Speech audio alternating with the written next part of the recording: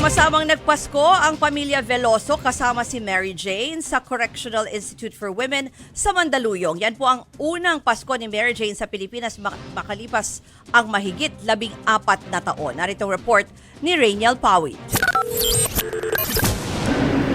Sakay ng dalawang van, maagang nagtungo ang pamilya Veloso sa Correctional Institution for Women sa Mandaluyong City.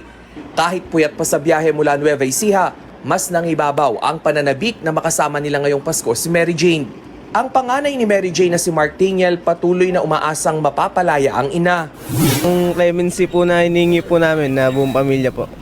Sana po ngayong bagong taon po magkasama-sama po kami. Si Vincent naman nanginginig sa nervyos at saya na muling makikita ang paborito niyang tiyahin.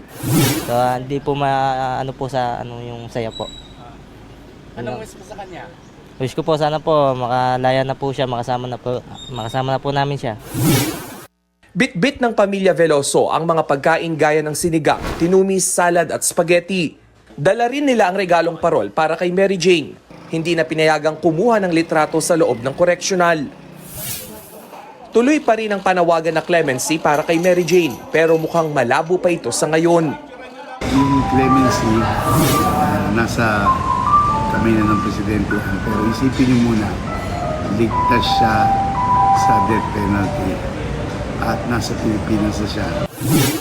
Tiniyak naman ng Bureau of Corrections na tutok rin sila sa kalusugan ni Mary Jane lalo't nagkaroon ito ng komplikasyon sa obaryo at dibdib noong nasa Indonesia. So our concern, kung may sakit siya, we have to cure him or look for ways and means to address her health problems. 5 beses kada linggo pinayagang bumisita ang pamilya Veloso sa Piitan. Nakatakda ang susunod na pagbisita ng pamilya Veloso sa bagong taon at January 9, isang araw bago ang kaarawan ni Mary Jane. Nagbabalita mula sa frontline, Rainiel Pawid, News 5.